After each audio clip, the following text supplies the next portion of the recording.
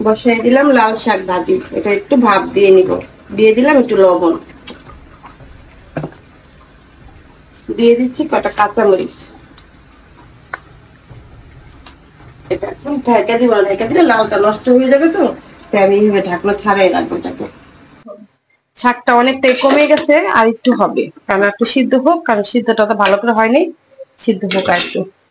বসাই দিলাম কড়াই, এটাতে শাক বাগা দিব। দিয়ে দিচ্ছি পেঁয়াজ আর রসুন।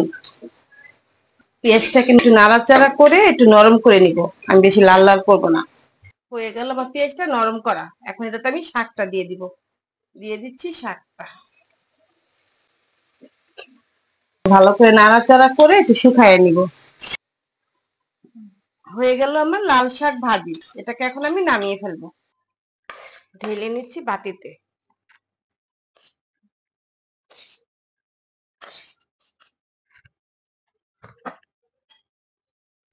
পেঁয়াজটা একটু নরম নরম করে রাখলে পেঁয়াজটা সিদ্ধ হয়ে যায়।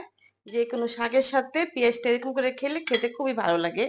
আর দুপুরে তো সাদা ভাত দিয়ে যে কোনো শাক ভর্তা খেতে খুবই ভালো লাগে। আপনারা আমার রেসিপি ট্রাই করবেন, কেমন লাগে জানাবেন কমেন্টে।